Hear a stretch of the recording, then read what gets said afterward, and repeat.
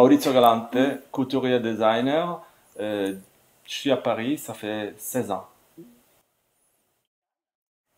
Tal Lanzmann, je suis israélien, je vis à Paris depuis 25 ans et je suis designer. Lieu de design, pour travailler avec eux sur l'expo Paris Design Tourism, on a choisi l'angle de Lost in Paris comme thème principal parce qu'on croit que la meilleure manière de connaître une ville, c'est de laisser se perdre dans cette ville. Nous sommes tous les deux touristes éternels. Maurizio, il vient d'Italie, moi je viens d'Israël, de Tel Aviv. On a choisi tous les deux de vivre ici à Paris. Et on a obtenu récemment la nationalité française. Et je pense qu'on amène avec nous un regard qui est en même temps de l'intérieur et de l'extérieur sur Paris et sur l'entourage, ce qui nous permet de montrer un portrait de Paris de l'instant, sans tomber, sans être séduit par des idées reçues et par des clichés. Je dirais aussi que l'exposition elle est généreuse. Quoi, ça, c'était un des mots-clés qu'on voulait carrément utiliser dans cette exposition. Là où on est dans un moment assez critique, assez difficile, bah, par contre, on a envie de montrer des choses qui sont liées à les émotions. Pour nous, un des mots-clés aussi avec générosité, c'est aussi émotion. Toute l'exposition et tous les projets qu'on fait, que c'est à peu près 22 projets, ils sont des projets qui tournent autour des émotions. Toujours positifs, toujours agréables, toujours avec un grand regard vers le futur. Alors, le point de départ, c'est qu'on croit qu'aujourd'hui, les voyageurs, ils cherchent plutôt de découvrir des atmosphères, même plus que de consommer. Alors, nous, on propose 22 projets qui sont exclusivement conçus pour le projet de Lost in Paris. Et notre point de départ, c'était de dessiner des expériences. Alors, on offre des expériences inédites pour découvrir la ville. Chaque expérience illustre une autre facette de ce concept de Paris, une ville instantanée. Et les projets, bien sûr, ils sont illustrés aussi par des objets parce que c'est une exposition sur le design. Alors, quand le public il arrive dans le bâtiment de lieu de design, il va découvrir dans la salle, bien sûr, des objets qui présentent d'une manière symbolique notre démarche. Chaque objet, il représente un projet. Oui, alors, ça va bien aussi de dire que les sous-titres de l'exposition, c'est Design et tourisme en Île-de-France. Les sujets de design et tourisme, c'est très intéressant, c'est très actuel. Et aussi l'idée de visiter l'Île-de-France. Alors, quand on visite Paris, on reste souvent à le Louvre, la Tour Eiffel, l'Arc de Triomphe. Ben là, on a essayé de donner un respire complètement différent, de faire découvrir, comme Tal le disait avant, des endroits ou des coins de la ville et de la région qui sont moins connus et par contre qui sont magnifiques. Alors, c'est ça qu'on aimerait bien aussi avec cette exposition.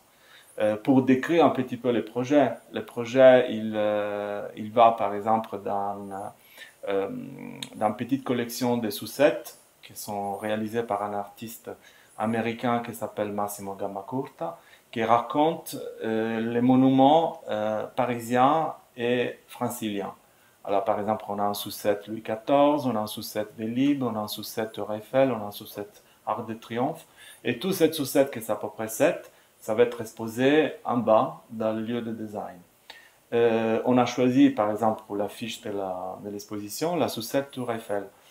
Quoi, pour nous, l'affiche de l'exposition, c'est un petit peu comme une vitrine d'une boutique. Ça signifie qu'il faut attirer, il faut appeler les personnes, et il faut que les personnes ils ouvrent leur cœur pour entrer après dans notre univers.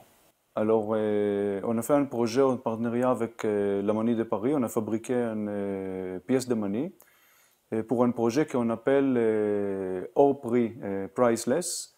Et il s'agit de vendre des expériences que normalement le public il peut pas acheter. On peut être la personne la plus riche au monde et cette expérience, il n'est pas à vendre.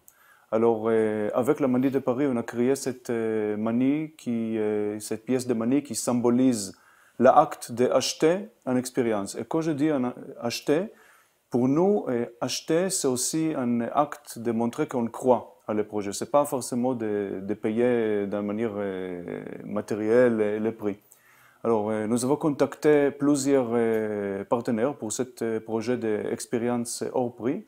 Par exemple, le Tour Eiffel, où il propose, ensemble avec Lieu de Design, avec l'Expo, pour un couple, de visiter le Tour Eiffel tout seul.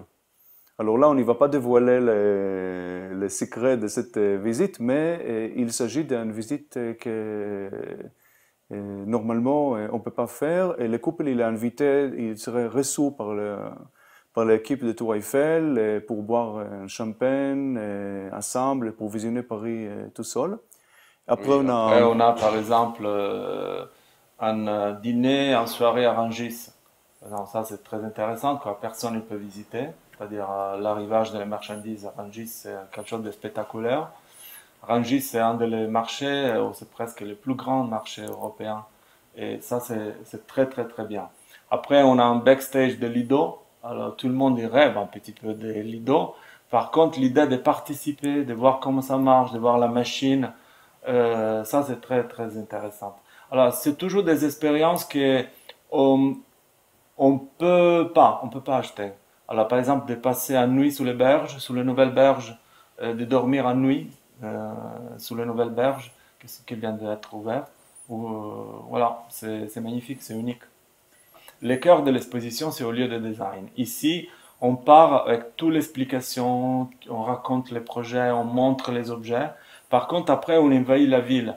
Et dans les 9 septembre jusqu'à les 14 janvier, ça dure l'exposition. Il signifie que les expériences, par exemple, qu'on peut pas acheter, bah, qu'à la fin on achète au Tour Eiffel, les backstage de Lido, ça dure de septembre jusqu'à janvier.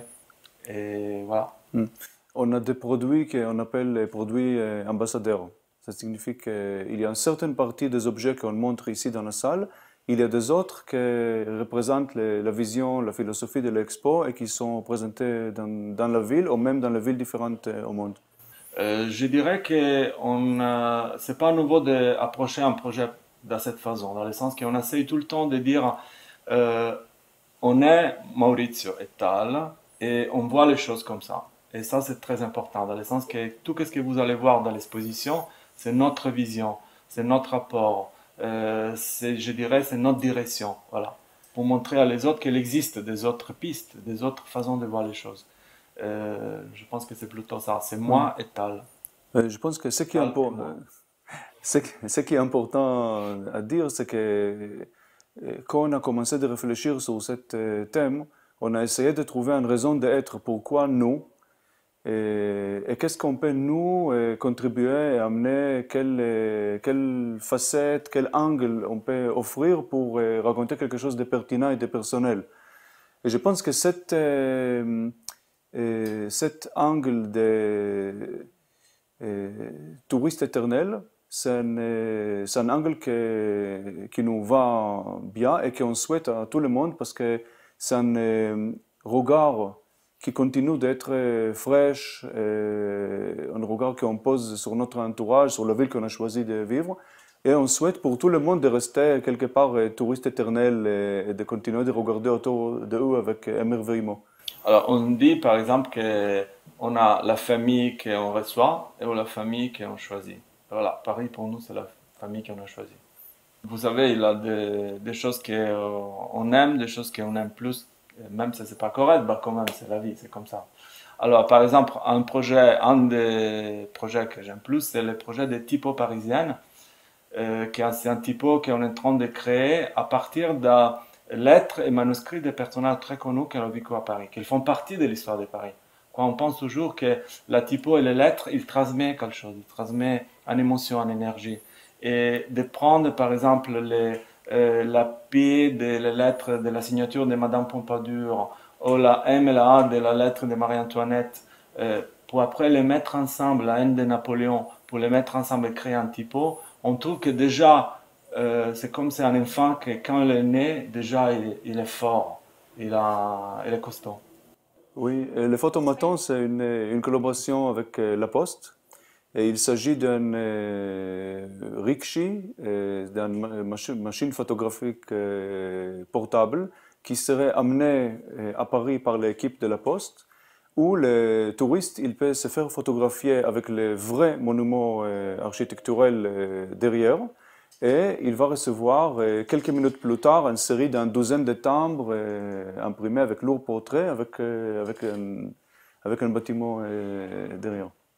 Après, on a un autre projet que c'est très intéressant, quoi. Les normes, son nom il est totalement lié à les normes de l'Expo, et c'est une application pour iPhone qui s'appelle Lost In. Alors, c'est une application qu'on est en train de développer avec l'équipe de Faber Novel, qui c'est une équipe, on dirait à la pointe au niveau mondial, et c'est l'idée de se perdre dans la ville, dans le sens qu'on peut choisir par exemple 1 minute, 2 minutes, 3 minutes, 5 minutes, et notre téléphone il s'éteint, il commence à dormir et nous laisse libre. Alors, c'est tout à fait ça, pour découvrir la ville. Je Non. dirais qu'on continue, quoi. Notre travail, il touche la couture, il touche le design, il touche l'architecture. Et je pense que ça, c'est vraiment notre langage. Dans le sens que l'exposition, il raconte vraiment notre vision, notre façon de toucher les choses, de les modifier, voilà, de les construire. Et c'est tout à fait ce qu'on fait dans la couture, dans le design, dans l'architecture.